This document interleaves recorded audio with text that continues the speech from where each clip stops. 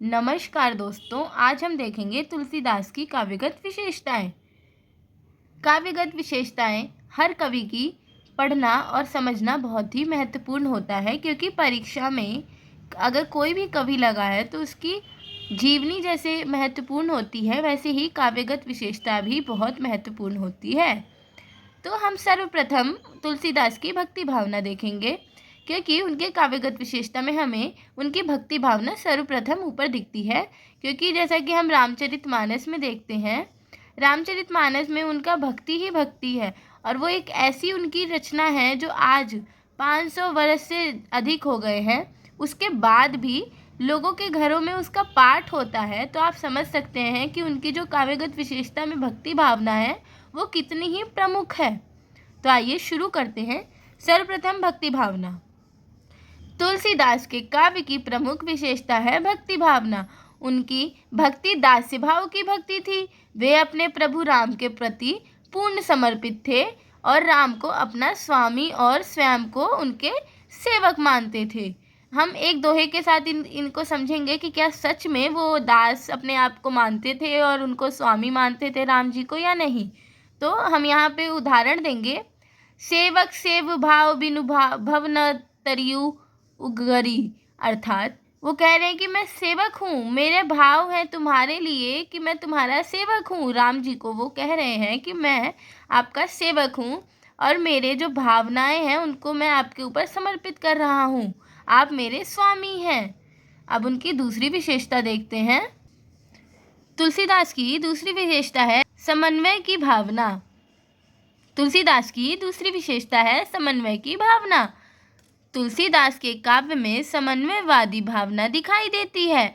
उन्होंने सगुण और निर्गुण, शैव एवं वैष्णव, भक्ति और ज्ञान, राजा और प्रजा में समन्वय दिखाया है। अर्थात कि मतलब जो उनका रामचरितमानस है उसमें हम देख सकते हैं कि जो तुलसीदास है वो कैसे समन्वय की भावना दिखा रहे हैं, वो कैसे शैवों और वैष्णवों के बीच का अंतर या भक्ति और ज्ञान के बीच का अंतर और राजा और प्रजा में मतलब उस सारी चीज़ों में समन्वय दिखा रहे हैं कि सब बराबर हैं, एक को पीछे छोड़ के दूसरे पे ध्यान नहीं दे सकते, या राजा प्रजा में एक समानता होनी चाहिए। राजा है तो प्रजा को खुश रखना चाहेगा। देखिए, इस मत में हजारी प्रसाद द्विवेदी ने कुछ बातें कही हैं। हजारी प्रसाद द्विवेदी के अनुसार लोक नाट्य वही हो सकता है जो समन्वय कर सके। तुलसी का संपूर्ण काव्य समन्वय की विराट चेष्टा है। तो ये हम समन्वय की भावना में लिख सकते हैं कि हजारी प्रसाद जी का ये मत है।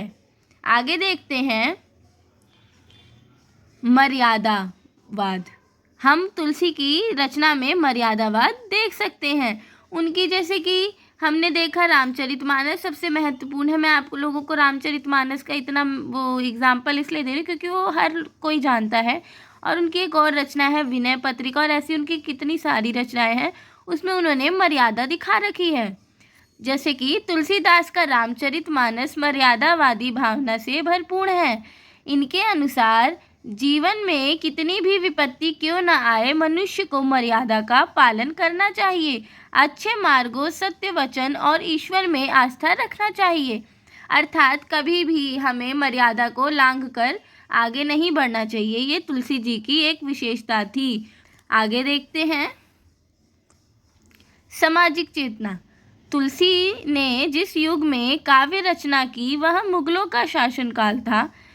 कवितावली की निम्नलिखित पंक्तियों में तत्कालीन स्थिति का स्पष्ट परिचय मिलता है।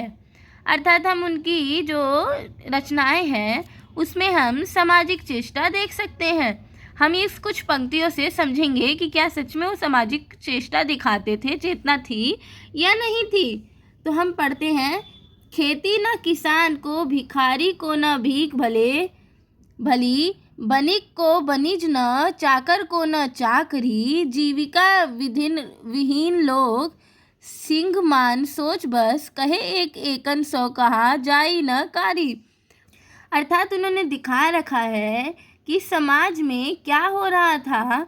किसान को खेती न किसान को, भिखारी को न भीख भली। अर्थात हम ये देख सकते हैं कि जो किसान है उसको खेती ही नहीं मिल रही है, और भी भिखारी और भिखारी को भीख। मतलब जो उस समय तत्कालीन परिस्थिति थी उसमें जो मनुष्यों की, जो समाज की बुरी स्थिति थी, उसका वर्णन भी हम तुलसीदास की रचनाओं में देखते हैं। आगे देखते हैं। लोक मंगल की भावना। गोस्वामी तुलसीदास उन महान कवियों में अग्रगण्य हैं जिनकी कविता का मूल्य उद्देश्य बहुजन हिताय बहुजन सुखाय होता है।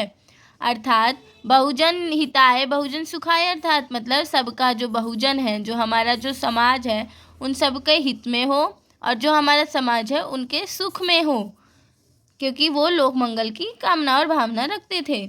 आगे देखते हैं।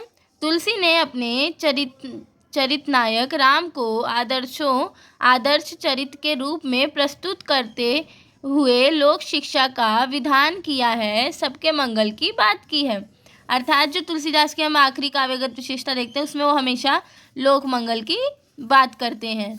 उनकी कितनी भी रचनाएं आप देख लो, उसमें वो जनहित में ही बात करेंगे, हमेशा जग के सुख के बारे में बात करेंगे कि समाज कैसा होना चाहिए, हितकारी होना चाहिए, सुखकारी होना चाहिए, लोगों के भावना को देखना चाहिए, लोगों की परिस्थिति देखनी चाहिए।